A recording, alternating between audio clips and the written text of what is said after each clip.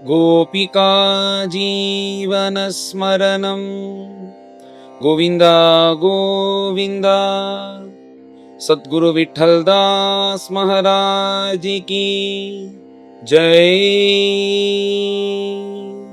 సాక్షాత్ వైకుంఠవాసి అయిన ప్రభువులు కృష్ణావతారం చేసే కాలం వచ్చినందువల్ల ఆ జైల్లో ఉండే వసుదేవులను దేవకుల్ని చూసి దేవతలందరూ స్తోత్రం చేసి వాళ్ళ స్వస్థానానికి వెళ్ళిపోయారు. పైన కృష్ణావతారం చేసే కాలం వచ్చింది. అత సర్వగుణోపేత అంటూ ఎక్కడ చూసినా కానీ అందరికీ చాలా సంతోషమంట. కాల పరమశోభన అంటూ కాలం అంత అనుకూలంగా ఉందంట. భగవంతుడు బ్రహ్మదేవుడు ఏ నక్షత్రానికి అధిపతియో ఆ రోహిణి అనే నక్షత్రంలో పుట్టారు. సాక్షాత్ వైకుంఠవాసి ఇక్కడ జన్మించడం వల్ల మిగతా ఉండే నక్షత్రములు, తర్వాత గ్రహములు, రాశులు అన్ని అనుకూలమైన చోటులో వచ్చి కూర్చునిందంట. ఇలాగ భగవంతుడు ఎప్పుడో వచ్చి అవతారం చేయబోతారు. ఆ సమయంలో మనం భగవంతుని కైంకర్యం చేయాలంటే మనం అనుకూలమైన స్థానంలో వచ్చి కూర్చోవాలి అని ఆ గ్రహములు, నక్షత్రములు, ఆ రాశులు అన్నీ వచ్చి అనుకూలమైన స్థానంలో కూర్చొని నిందంట. తర్వాత ఇక్కడ చూసినామంటే ఇక్కడ ఆకాశమంతా నక్షత్రములు అన్నీ ప్రసన్నంగా ఉనింది. తర్వాత సముద్రం ప్రసన్నంగా ఉనింది. ఆ యమున మొదలైన నది అంతా శుద్ధ స్ఫటికమైన జలముతో ఇలా పరిపూర్ణంగా ప్రవహిస్తుందంట. అది చూస్తేనే అందరికీ సంతోషంగా ఉందంట. అంతేకాకుండా ఆ యమునా నది యొక్క ఒడ్డున తామరపు వికసించిందంట. కృష్ణుడు పుట్టింది రాత్రిపూట. సాధారణంగా రాత్రిపూట ఈ తామరపు అనేది వికసించదు కదా. కానీ ఇక్కడ ఏమిటంటే ఈ చంద్రవంశంలో కృష్ణుడు అనే సూర్యుడు పుట్టబోతాడు కాబట్టి ఈ కృష్ణుడి వల్ల అందరికీ క్షేమం కలగబోతుంది కాబట్టి కృష్ణుడిని చూసేదానికి, ఈ కృష్ణచంద్రుణ్ణి చూసేదానికి ఆ తామర పువ్వుల్ని మేలుకొని ఉండేలాగా అస్తమైన తర్వాత నిద్రపోయేదానికి వెళ్లకుండా తామర పువ్వులన్నీ కృష్ణుడి కోసం ఎదురు చూస్తూ ఉందంట రాత్రంతా. అంతేకాకుండా ఈ తామర పువ్వులు కాకుండా ఈ ప్రపంచంలో ఉండేవారు అందరూ ఎదురు చూస్తున్నారంట. మనుష్యులకి మాత్రం ఈ మనస్సు సంతోషంగా ఉండేది ఆశ్చర్యం కాదు. అక్కడ ఉండే జంతువులు, పక్షులు, పురుగులు ఏవేవి ఉన్నాయో అన్నిటికీ మనస్సు ఆనందకరంగా ఉందంట. ఇలాగా అన్ని చోట్లోనూ సర్వమంగళంగా ఉంది. అంతేకాకుండా బ్రాహ్మణులందరూ వాళ్ళ యాగయజ్ఞములు చేసి వాళ్ళు కూడా సంతోషంగా ఉన్నారు. అగ్ని మొదలైన పంచభూతములు సంతోషంగా ఉంది. తరువాత ఆ వాయు భగవంతుడు ఏం చేశారంటే అక్కడక్కడ వాయువులు సంచారం చేస్తూ ఉంటారు కదా. ఆయన ఏమనుకున్నారంటే ఇప్పుడు కృష్ణావతారం కాబట్టి ఎక్కడెక్కడంట మంచి వాసనలు ఉన్నాయో వాసనలన్నీ అందరు జనుల దగ్గర వెళ్ళి అందరికీ సమర్పిస్తాము అంటూ ఇలా వాయు భగవంతుడు ఇలా కైంకర్యం చేస్తూ ఉండేటప్పుడు పైన మేఘాధిపతి అయిన ఇంద్రుడు అందరూ సుఖంగా ఉండాలని ఆ సమయంలో వర్షం పడేలాగా చేశారంట. అప్పుడు కూడా వర్షం పడేటప్పుడు చాలా బాగా జోరుగా పడకుండా కొంచెంగా హితంగా వాన పడుతోంది. అంతేకాకుండా పైన పిడుగులు కూడా అలా బాగా శబ్దంగా లేకుండా చిన్నదిగా ఇలా మందం మందం జలధరాగా అంటూ ఇలా పిడుగులు శబ్దిస్తూ ఆ సమయమే, ఆ వాతావరణమే అంత రమ్యంగా ఉండేలాగా ఉండేటప్పుడు రాత్రి 12 గంటలకు నిశీతే తమోద్భూతే కృష్ణావతారం జరిగిందంట. ఎలాగైతే కృష్ణుడు అవతారం చేసేదానికి వసుదేవుని దేవకిని అమ్మా నాన్నగా పిలిచారో చంద్రుడు ఇప్పుడు ఉదయించేదానికి తూర్పు దిక్కుని ఆధారంగా పెట్టుకొని ఉదయిస్తారు కదా. అలాగనే ఈ కృష్ణచంద్రుడు తాను ఉదయించేదానికి వసుదేవులు దేవకిని ఆధారంగా పెట్టుకొని పుట్టారు. అది ఇంకా దీంట్లో సూక్ష్మమైన విషయం ఏమిటంటే ఈ చంద్రుడు తూర్పు దిక్కున పుట్టేదానికి ఆ తూర్పు దిక్కు కారణం కాదు. ఆ తూర్పు దిక్కు ఒక వ్యాజం. ఆ వ్యాజంతో చంద్రుడు బయటకు వస్తారు. అదేలాగనే కృష్ణుడు పుట్టేది వసుదేవుల దేవకుల యొక్క గర్భంలో సాధారణ శిశువులాగా కాదు. వీళ్ళిద్దరూ ఒక వ్యాజంగా పెట్టుకొని సాక్షాత్ వైకుంఠవాసి అవతారం చేశారు అని దీన్ని వర్ణించారు. అంతేకాకుండా ఈ రూపాన్ని వర్ణించేటప్పుడు అద్భుతం అంటూ ఈ రూపాన్ని వర్ణించారు. తం అద్భుతం బాలకం అంబుజేక్షణం చతుర్భుజం శంఖగదార్యుదాయుధం శ్రీవత్సలక్ష్మం గలశోభికౌస్తుభం పీతాంబరం సాంద్రపయోద సౌభగం మహార్ఘవైడూర్య కిరీట కుండలత్విషా పరిష్వక్త సహస్రకుంతలం ఉద్దామకాంచీ అంగద కంకణాదిభిః విరోచమానం వసుదేవ ఈక్షత తం అద్భుతం బాలకం. ఈ రూపం అంతా అద్భుతం అంటూ అద్భుతమును వర్ణిస్తూ వస్తున్నారు. బాలకం చిన్న బిడ్డలాగా, అంబుజేక్షణం అద్భుతం. ఈ అద్భుతం అనేది అన్నిటికీ ఇలా మనం అన్నిటికీ కలుపుకొని రావచ్చు. బాలకం అంబుజేక్షణం అంటూ అప్పుడే పుట్టిన బిడ్డ కళ్ళు తెరిచి చూస్తుందా, అది చూసేదానికి ఇబ్బందిగా ఉంటుంది కదా. కానీ ఇక్కడ కృష్ణుడు కళ్ళు తెరిచి చూస్తున్నారంట, ఎవరెవరు ఉన్నారు అని అలా కళ్ళు తెరుచుకొని చూస్తున్నందువల్ల అది అద్భుతం. అంబుజేక్షణం చతుర్భుజం, 2 చేతులతోనే కదా ఒక బిడ్డ అనేది పుడుతుంది. ఇక్కడ భగవంతుడు చతుర్భుజంతో పుట్టాడంట, తాను వైకుంఠవాసి అని చూపించేదానికి. అంతేకాకుండా శంఖం చక్రే గద పద్మం అంటూ 4 పదార్థాలతోనూ పుట్టారంట. చతుర్భుజం శంఖ గదార్యుధాయుధం. అంతేకాకుండా తన యొక్క వక్షస్థలంలో మహాలక్ష్మి అంట. అమ్మ నాన్నల దగ్గర మీరు నేను పెద్ద అయిన తర్వాత నాకు ఏదైనా వివాహం చేసేదానికి అమ్మాయి చూడాల్సిన అవసరం లేదు, మహాలక్ష్మిని నాకు ఎప్పుడూ అమ్మాయి, అందుచేత మహాలక్ష్మిని వివాహం చేసుకొని ఎప్పుడో నా మనస్సులో ఉంది, నా వక్షస్థలంలో ఉంది, ఈ మహాలక్ష్మినే అంటే ఆడపడుచు అంటూ ఇలా భగవంతుడు ముందే చెప్పాడంట. శ్రీవత్సలక్షంగా ఉంటూ గలశోభి కౌస్తుభం, గలశోభి కౌస్తుభం అంటూ ఎవరికైనా ఈ ప్రపంచంలో ఇలాగ మంచి నగలు వేసుకుంటే ఆ మెడను చూసి ఆ మెడలో ఈ నగలు బాగున్నాయి అని, నగ వచ్చినందువల్ల అందరూ అందంగా ఉంది అంటారు. కానీ ఇక్కడ ఏమిటంటే ఈ కౌస్తుభం ఉన్నందువల్ల భగవంతుని యొక్క మెడ అందంగా ఉండేని చెప్పేదానికి బ్రహ్మనిష్ఠులకి ఇలా తోచకుండా ఆమె ఏమన్నారంటే, ఈ కౌస్తుభం భగవంతుని యొక్క మెడ ఎక్కినందువల్ల ఆ కౌస్తుభం అందంగా ఉంది అని గలశోభి కౌస్తుభం అని వర్ణించారు. ఎందుకంటే ప్రపంచంలో ఎన్ని రత్నములు ఉన్నాయి, కానీ ఆ రత్నముల యొక్క పేర్లు కూడా అందరికీ తెలియదు. కానీ కౌస్తుభం కౌస్తుభం కౌస్తుభం అంటూ భాగవతం అంతా వర్ణిస్తూ వస్తున్నాం. దానికి కారణం ఏమిటి? భగవంతుడు తన మెడలో ఉంచుకున్నందువల్ల కదా. అందుచేత గలశోభి కౌస్తుభం అంటూ కౌస్తుభం వచ్చినందువల్ల ఆ మెడ అందంగా లేదంట, ఆ భగవంతుని యొక్క మెడ పైన కౌస్తుభం ఎక్కినందువల్ల కౌస్తుభం అందంగా ఉంది అని చెప్పి భగవంతుడు పీతాంబరంతో పుట్టి ఇలా చేతిలో కంకణం, ఆ అంగదం ఇవన్నీ పెట్టుకొని ఇలా భగవంతుడు పీతాంబరంతో తన యొక్క శరీరం యొక్క కాంతి, ఆ శరీరం ఏ రంగుతో ఉందంటే బాగా నీరుడ వేగము, వర్షం పడేదానికి ముందు నల్లగా ఒక మేఘం వస్తుంది, ఆ రంగుతో భగవంతుడు పుట్టి ఇలా భగవంతుడు వైకుంఠవాసిగా ఉండేటప్పుడు మొదట వసుదేవులు చూశారు అని అద్భుతమైన శిశువు అని ఇలా భగవత్ స్వరూపాన్ని వర్ణించారు బ్రహ్మనిష్ఠులు. ఇలా కొడుకు పుట్టిన తర్వాత దానం చెయ్యాలి అనేది శాస్త్రం కాబట్టి ఆ సమయంలో ఆ జైల్లో ఉండేటప్పుడు ఎలా దానం చేయగలుగుతారు? అందుచేత వసుదేవులు మనస్సులోనే ఇలా దానం చేసేదానికి బ్రాహ్మణులందరి మనస్సులోనే పిలిచి ఒక్కొక్క బ్రాహ్మణులకి 10,000 పశువుల్ని దానంగా ఇచ్చారంట.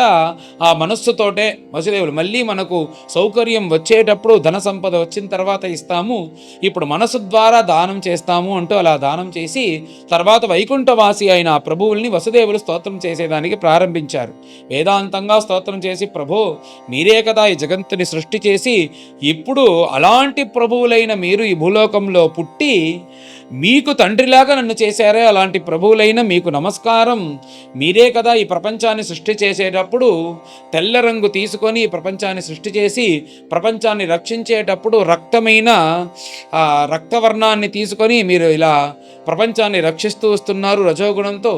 తర్వాత నాశనం చేసేటప్పుడు తమో గుణంతో నల్ల రంగుతో ఈ ప్రపంచాన్ని మీరు ఇలా సంహరిస్తున్నారే, అలాంటి ప్రభువులైన మీకు నమస్కారం అని చెప్పి ఇలాగ మీరు పుట్టారు అని వసుదేవులు ఆ వేదాంత పరంగా స్తోత్రం చేసి తన యొక్క స్తోత్రాన్ని పూర్తి చేసుకున్నారు. అలాగనే దేవకి కూడా వేదాంత పరంగా స్తోత్రం చేస్తుంది. రూపం యత్తత్ ప్రాహు అవ్యక్తం ఆద్యం బ్రహ్మజ్యోతి నిర్గుణం నిర్వికారం అంటూ ఇలాగ ఉండే ప్రభువులైన మీరు నా గర్భంలో పుట్టి అందరూ నన్ను అమ్మలాగా చూసేలాగా చేసినారే ప్రభు, అలాంటి వైకుంఠవాసి అయిన ప్రభువులు మీకు నమస్కారం.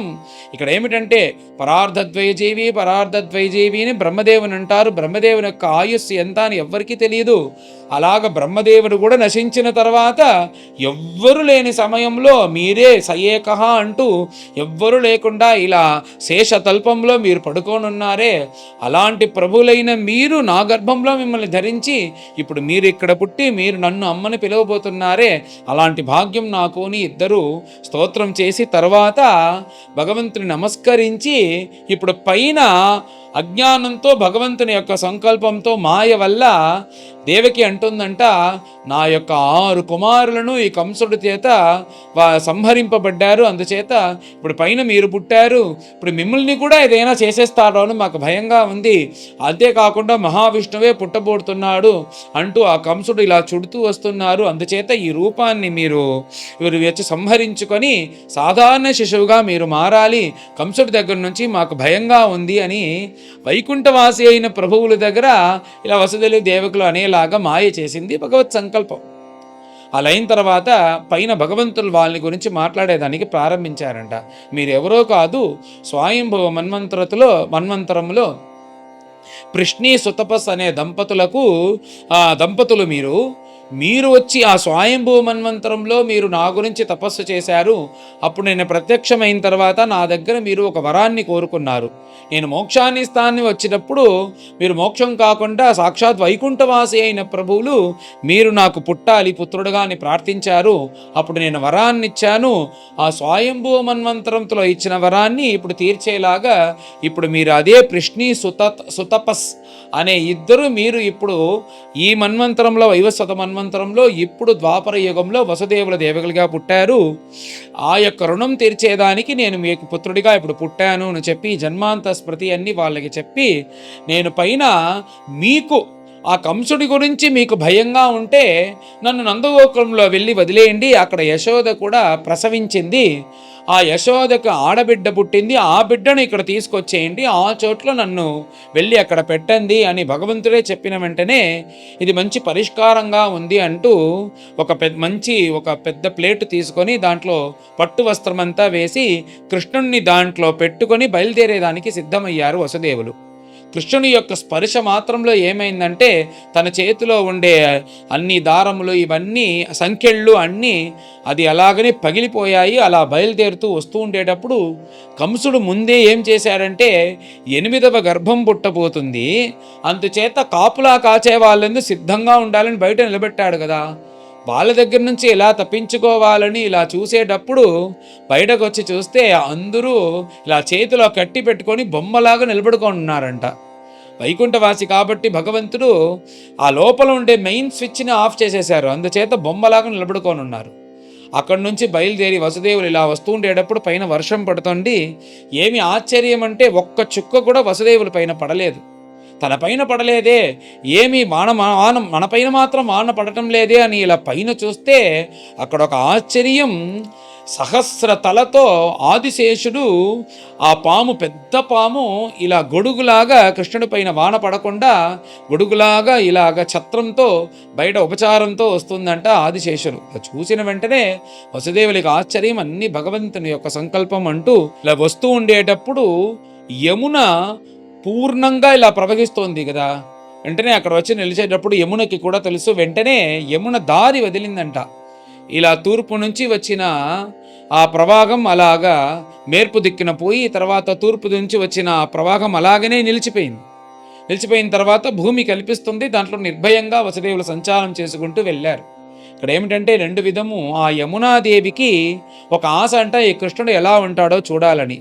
ఎందుకంటే భగవంతుడు ఎన్నో నదులు ఉన్నా కానీ మన ఒడ్డున ఉండి అన్ని లీలలు చేయాలి అంటూ సంకల్పించుకొని వచ్చారు కదా, ఆ కృష్ణుడిని చూడాలని ఆశతో యమున ఏం చేసిందంటే కిందనే ఉంటేనే చూడలేము కదా, అలాగ ఒక చోటులో నిలిస్తే కొంచెం కొంచెంగా హైట్ అవుతుంది కదా నీరు, అలా కొంచెం కొంచెంగా పైకి వచ్చి ఆ కృష్ణుడిని చూసి చాలా సంతోషపడింది అంటూ పెద్దలు ఇలా వర్ణిస్తారు.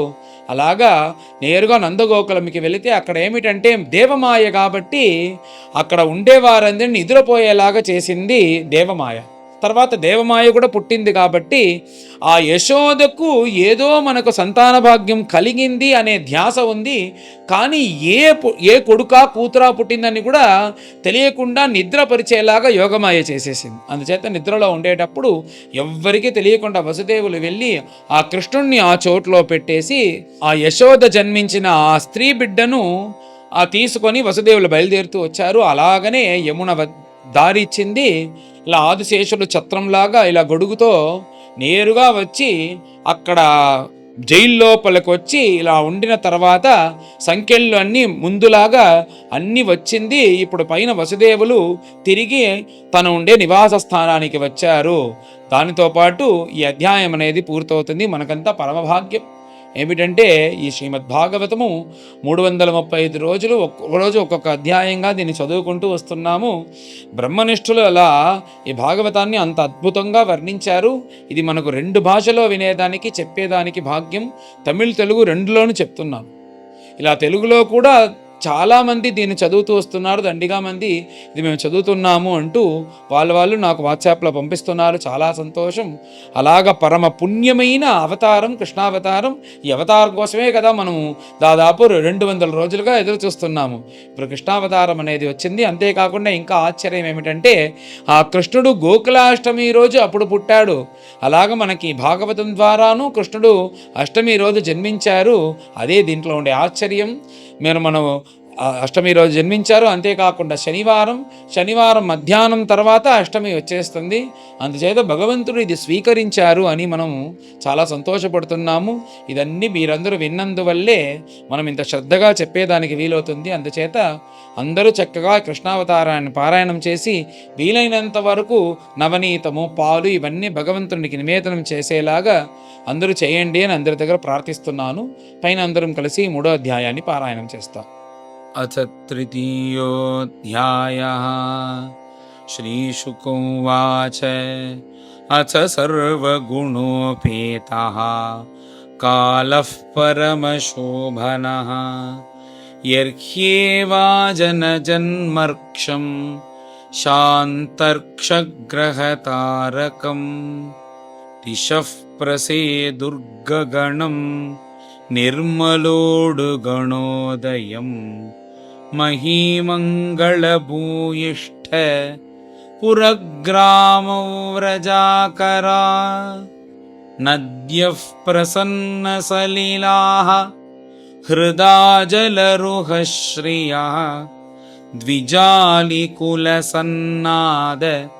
స్తబకావనరాజయః వవౌ వాయుః సుఖస్పర్శః పుణ్యగంధవః శుచిః అగ్నయశ్చ ద్విజాతీనాం శాంతాస్తత్ర సమింధత మనాంస్యాసన్ ప్రసన్నాని సాధూనాం అసురద్రుహాం జాయమానే అజనే తస్మిన్ నేదుః దుందుభయో దివి జగుః కిన్నర గంధర్వాః తుష్టువుః సిద్ధచారణాః విద్యాధర్యశ్చ ననుర్తుః అప్సరోభిః సమం తదా ముముచుః మునయో దేవాః సుమనాంసి ముదాన్వితాః మందం మందం జలధరాః జగర్జురనుసాగరం నిశీథే తమబుద్భూతే జాయమానే జనార్దనే దేవక్యాం దేవరూపిణ్యాం విష్ణుః సర్వగుహాశయః ఆవిరాసీద్యథా ప్రాచ్యాం దిశీందురివ పుష్కళః.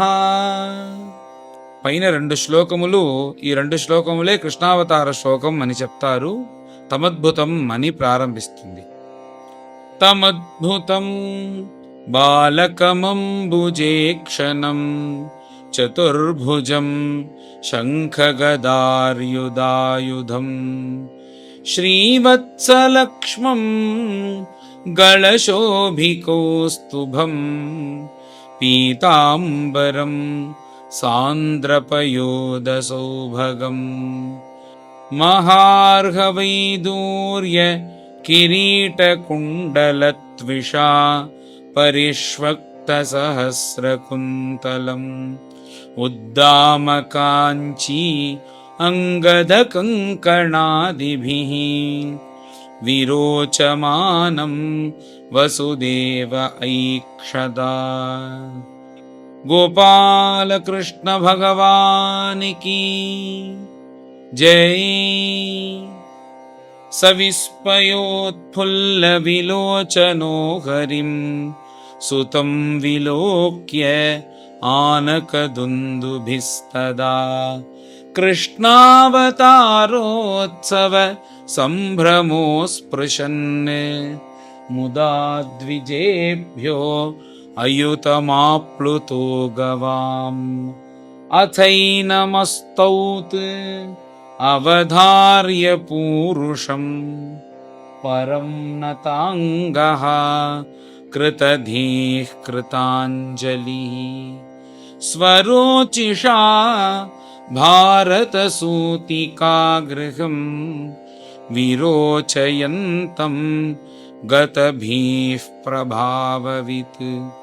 वसुदेव उवाच विदितोऽसि भवान् साक्षात् पुरुषः प्रकृतेः परः केवलानुभवानन्दस्वरूपः सर्वबुद्धिदृक् स एव स्वप्रकृत्येदं सृष्ट्वाग्रे त्रिगुणात्मकं तदनु त्वं ह्यप्रविष्टः प्रविष्ट इव भाव्यसे यथेमे विकृता भावाः तथा ते विकृतैः सह नानावीर्याः पृथग्भूताः विराजं जनयन्ति हि सन्निपत्य समुत्पाद्य दृश्यन्ते अनुगता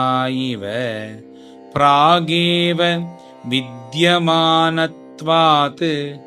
न तेषामिह सम्भवः एवं भवान् बुद्ध्यनुमेयलक्षणैः ग्राह्यैर्गुणैः सन्नपि तद्गुणाग्रहः अनावृतत्वात् बहिरन्तरं न ते सर्वस्य सर्वात्मन आत्मवस्तुनः ययात्मनो दृश्य गुणेषु सन्निति व्यवस्यते स्वव्यतिरेकतो बुधः विनानुवादं न च तन्मनीषितं सम्यग्यतः त्यक्तमुपाददत्पुमान् त्वत्तोऽस्य जन्मस्थिति संयमान् विभो वदन्त्यनीहात् अगुणादविक्रियात् त्वयीश्वरे ब्रह्मणिनो विरुध्यते त्वदाश्रयत्वात् उपचर्यते गुणैः सत्वं त्रिलोकस्थितये स्वमायया बिभर्षि शुक्लं खलु वर्णमात्मनः सर्गाय रक्तं रजसोपबृंहितं कृष्णं च वर्णं तमसा जनात्यये त्वमस्य लोकस्य विभोरिरक्षिषुः गृहे अवतीर्णोऽसि ममाखिलेश्वरा राजन्यसंज्ञा असुरकोटियूथपैः निर्व्यूह्यमाना निहनिष्यसे च मुहुः अयं त्वसभ्यः तव जन्मनौ गृहे श्रुत्वाग्रजांस्ते न्यवधीत् सुरेश्वरा सतेवतारं पुरुषैः समर्पितं श्रुत्वाधुनैव अभिसरद्युदायुधः श्रीशुक उवाच अथैनमात्मजं वीक्ष्य महापुरुषलक्षणं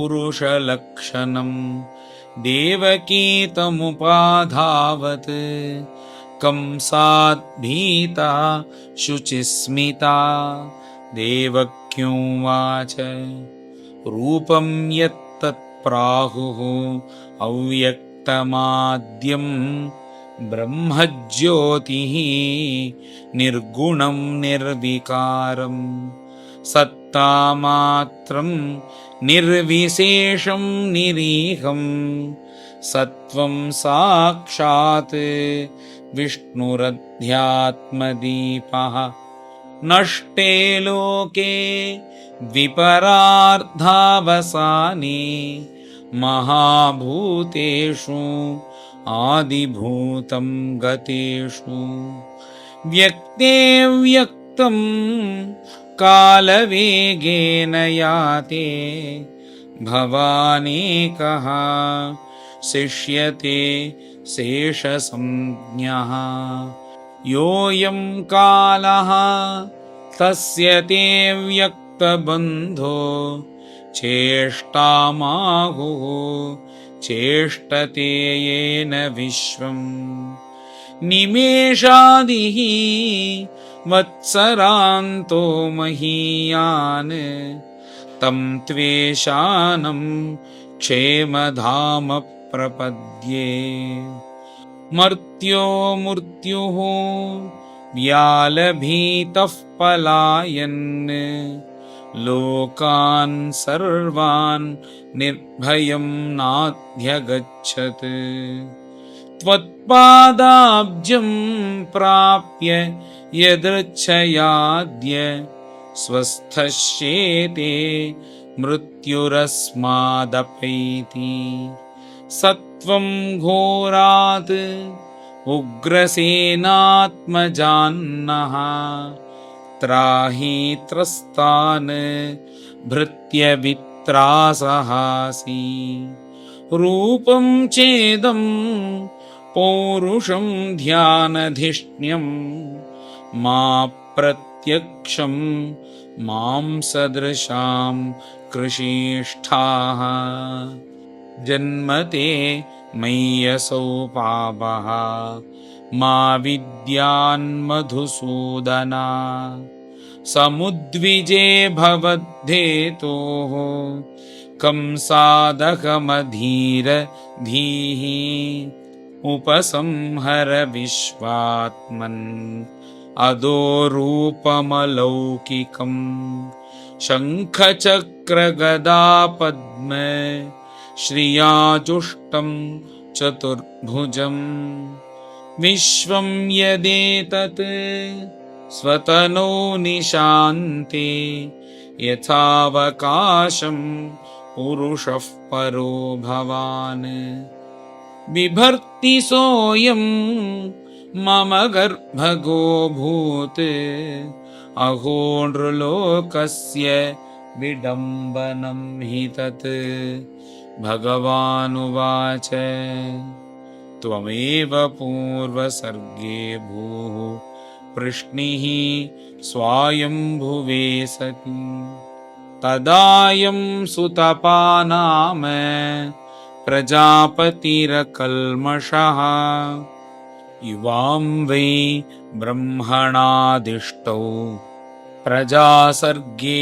यदा ततः सन्नियम्य इन्द्रियग्रामं ते पाथे परमं तपः वर्षवातातपहिम घर्मकालगुणाननु सहमानोश्वासरोध विनिर्धूतमनोमलौ शीर्णपर्णानिलाहारौ उपशान्तेन चेतसा मत्तः कामान् अभीप्सन्तो मदाराधनम् ईहतुः एवं वां तप्यतोस्तीव्रं तपः परमदुष्करम् दिव्यवर्षसहस्राणि द्वादशेयुर्मदात्मनोः तदा वां परितुष्टोऽहम् अमुना वपुषा नघे तपसा श्रद्धया नित्यं भक्त्या च हृदि भावितः प्रादुरासं वरदराड् युवयोः कामदित्सया व्रियतां वरयित्युक्ते मादृशो वां वृतः सुतः अजुष्टग्राम्यविषयौ अनपत्यौ च दम्पती नवौ राथे अपवर्गं मे मोहितौ मम